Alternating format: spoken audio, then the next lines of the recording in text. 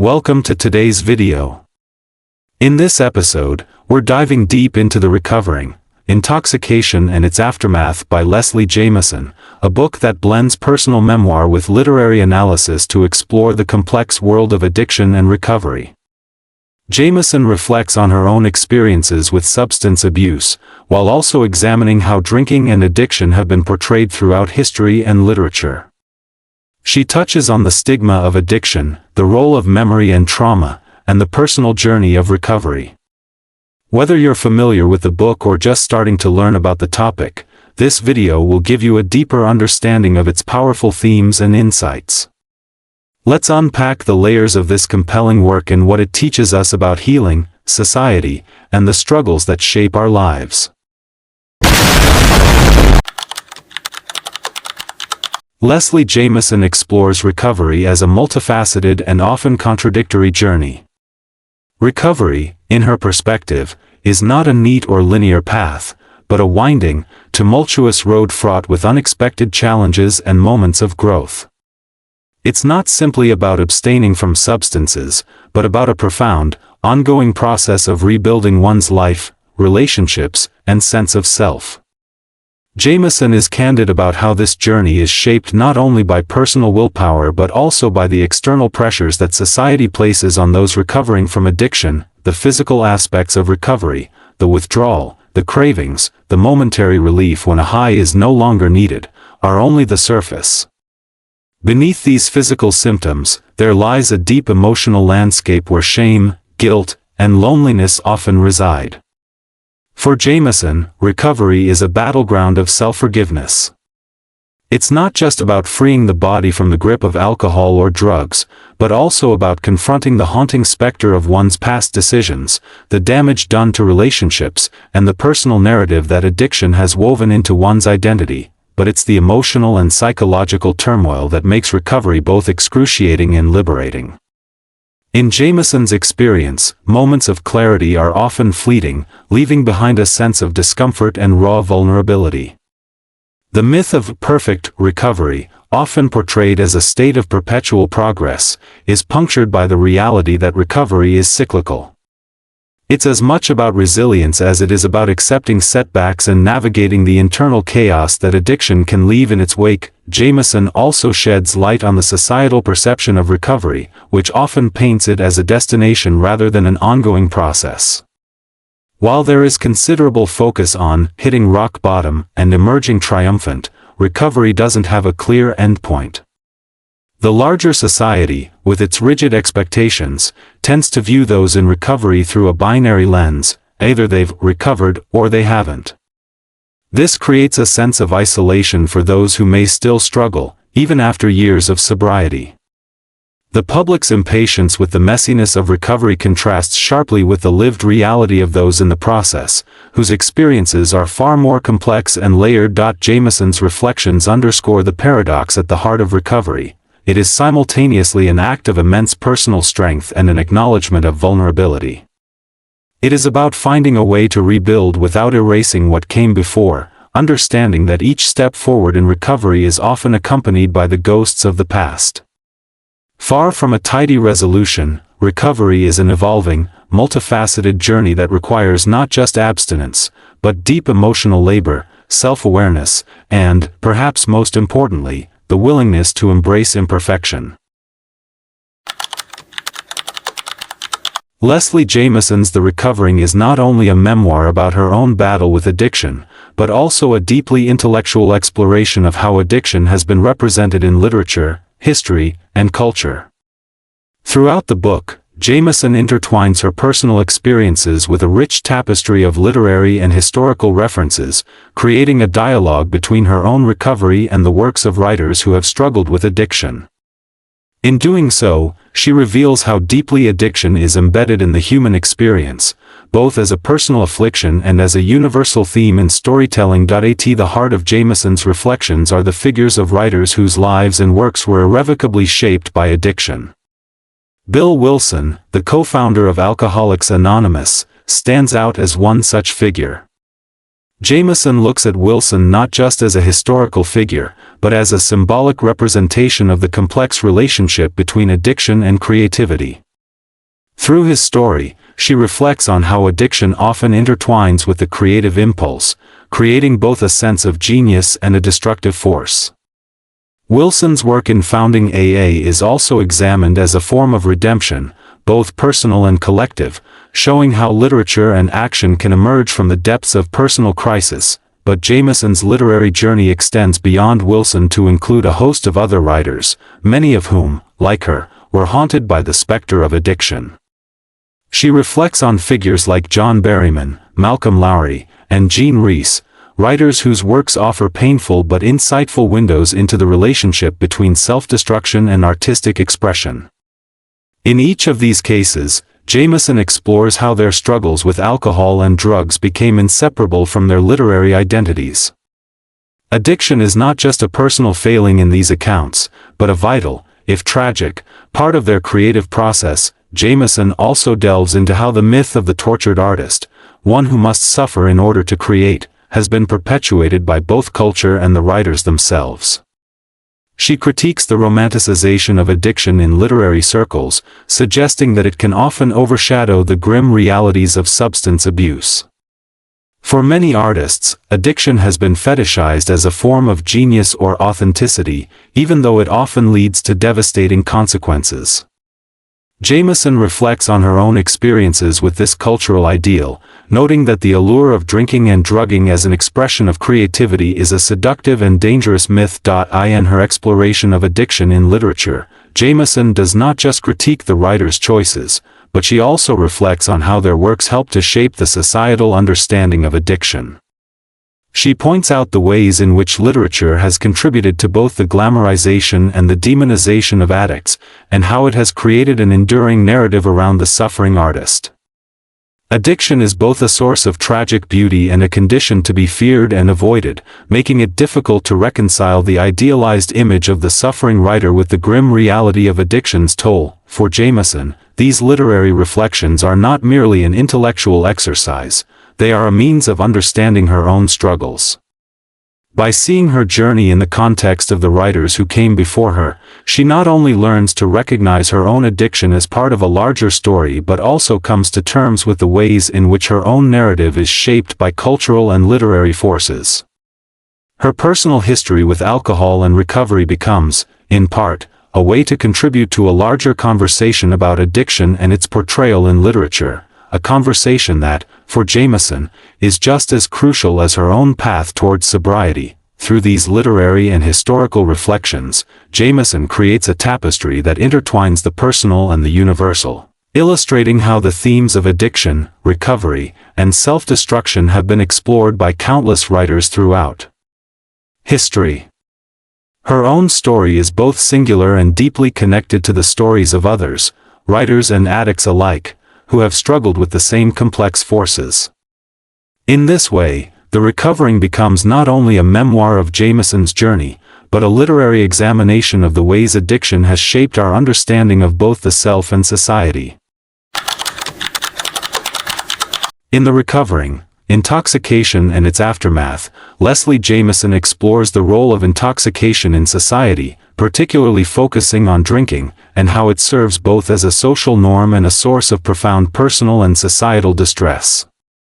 She analyzes how the act of drinking, specifically, is deeply ingrained in various social rituals and cultural contexts, from celebratory to everyday situations. In many cultures, drinking is often seen as a communal activity, a way to bond, to socialize, or to escape. It is often romanticized in literature, art, and popular culture, where the figure of the heavy drinker can be portrayed as a tragic yet compelling character. However, Jameson delves deeper into the dual nature of intoxication. While it may seem socially acceptable or even desirable, it also has a dark undercurrent, one that often leads to personal ruin and suffering. The societal pressure to drink, particularly in social situations, creates a paradox where intoxication is both celebrated and destructive. The duality of intoxication becomes clear as Jameson reflects on the tension between how drinking is glorified in art and media versus the devastating toll it can have on individuals and families.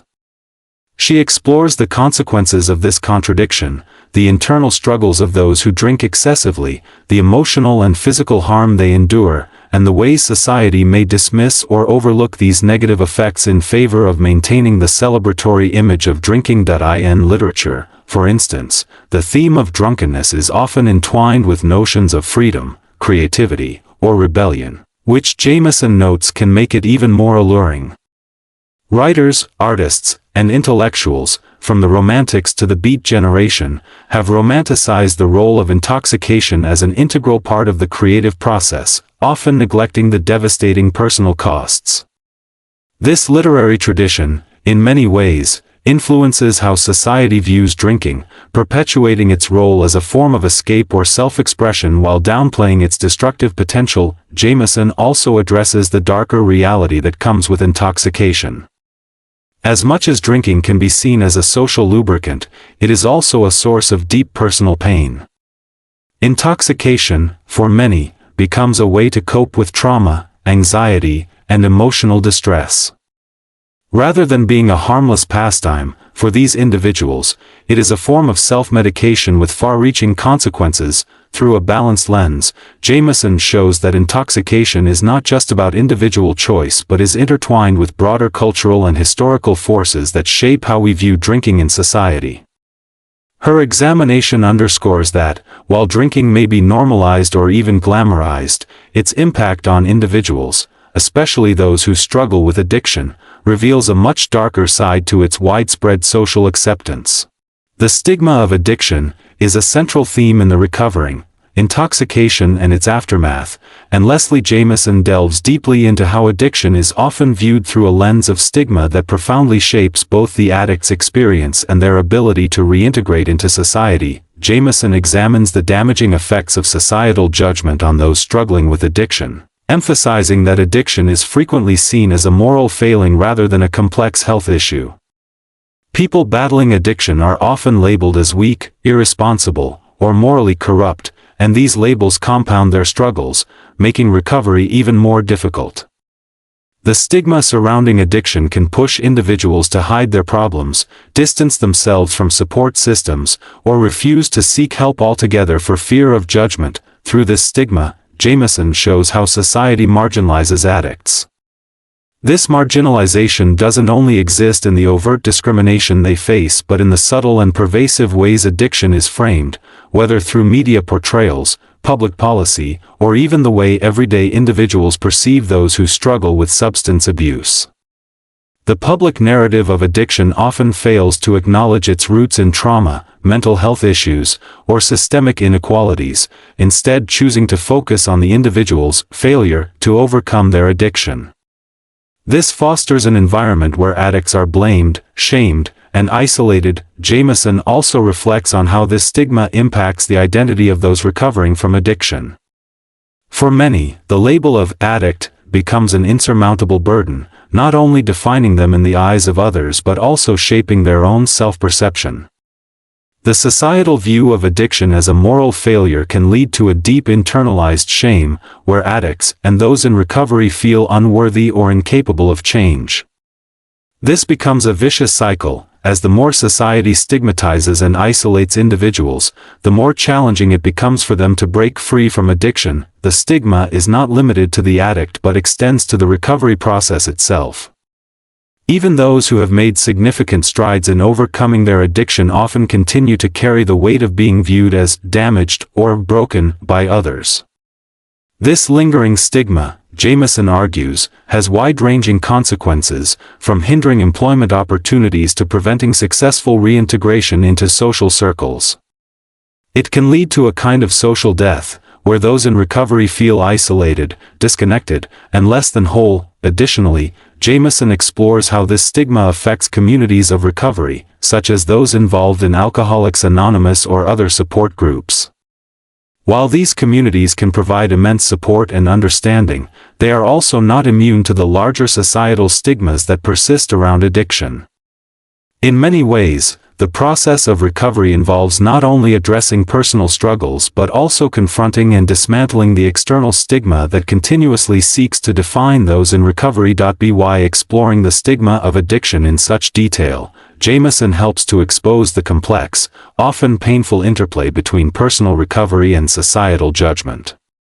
She argues for a rethinking of addiction, not as a moral failure or a simple lack of willpower but as a multifaceted issue that requires compassion, understanding, and a re-evaluation of societal attitudes. The intersection of memory and trauma is another vital aspect of the recovering, intoxication and its aftermath.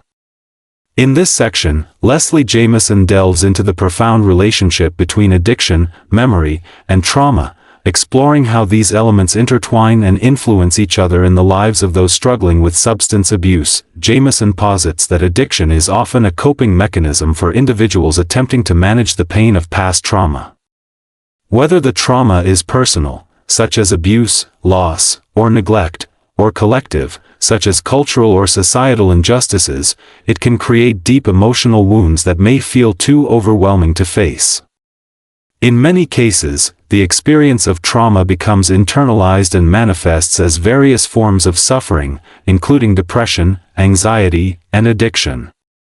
For these individuals, the substance use becomes a way to numb or escape from the relentless pain associated with memories of their past. The process of recovery, Jamison argues, is deeply intertwined with the painful act of confronting these memories.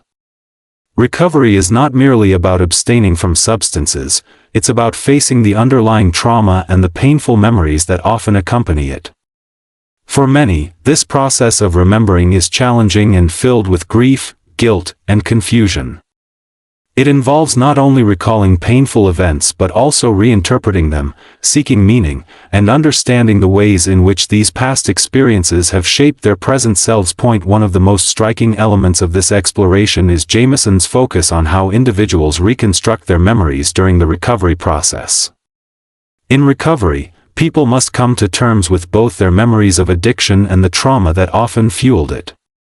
This act of reframing is complex, as it involves breaking down the narratives that have defined their identities and rebuilding a sense of self that is not solely centered around their addiction or the trauma they've experienced.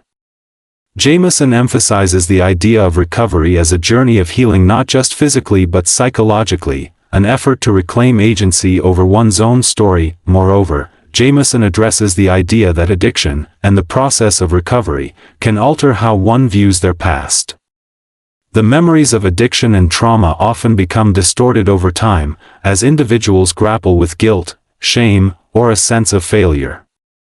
In recovery, however, individuals may begin to see their past experiences through a different lens, one that allows for more empathy, understanding, and ultimately healing. This shift is not always immediate or easy, but it is crucial to the recovery process. Jamison also explores the broader societal implications of trauma and memory. She notes how cultural and historical traumas, such as systemic racism, poverty, or war, can shape addiction patterns within communities, and how the memories of these larger traumas are often overlooked or ignored in discussions about addiction. By connecting personal memories of trauma with collective historical experiences, Jamison underscores that addiction cannot be understood in isolation. The individual's struggle with substance use is deeply connected to societal forces that have shaped their life experiences. Through this rich exploration of memory and trauma, Jamison paints a complex portrait of recovery. It is not a simple, linear process but one that involves deeply confronting the past, not as a way of getting over it, but as a means of understanding, reframing, and healing. By facing the painful memories of trauma and addiction, individuals can begin to find new meaning in their lives, a process that is both transformative and essential to true recovery.